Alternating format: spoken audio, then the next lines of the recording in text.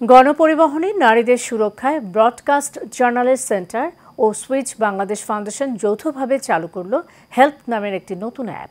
গণপরিবহনে নারীরা কোনো হয়রানির শিকার হলে সাথে সাথে এই অ্যাপের মাধ্যমে সহায়তা নিতে পারবেন। এই অ্যাপের উদ্বোধন করেন ডিএমপি কমিশনার শেখ মোহাম্মদ সাজ্জাদ আলী। এ সময় তিনি বলেন, হেল্প অ্যাপে নারী সহিংসতার কোনো ঘটনা লিপিবদ্ধ হলে সাথে সাথে এফআইআর হিসেবে গণ্য করা হবে। ওয়ালিদ সিদ্দিকীর রিপোর্ট।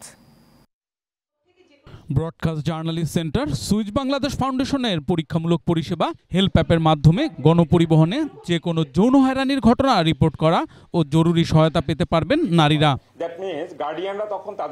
পাইলট প্রকল্প হিসাবে প্রথম পর্যায়ে এই সেবাটি বসিলা থেকে সায়দাবাদ রুটে বাস্তবায়ন করা হবে। পর্যায়ক্রমে ছড়িয়ে দেয়া হবে সারা দেশে। এরূপ একটি যদি সার্ভে করা যেত।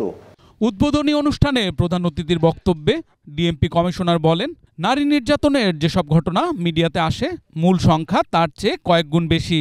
মিডিয়াতে প্রতিনিয়তই নারী নির্যাতন, নারী শালীনতাহানির ঘটনা ঘটছে। আমার পুলিশি জীবনের অভিজ্ঞতায় আমি দেখছি যে যত সংখ্যক আপনারা মিডিয়াতে দেখতে পান এর চেয়ে কয়েক গুণ বেশি ঘটনা ঘটে।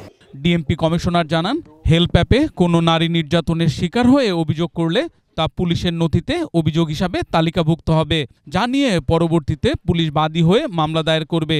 অ্যাপসের মাধ্যমেও যদি আমার থানায় রিপোর্ট হয়ে যায়, we consider this is FIR. বাসগুলোতে প্রচুর যৌন হেনস্থার ঘটনা ঘটছে, যার বিরুদ্ধে ব্যবস্থা নেওয়া হচ্ছে বলেও জানান তিনি।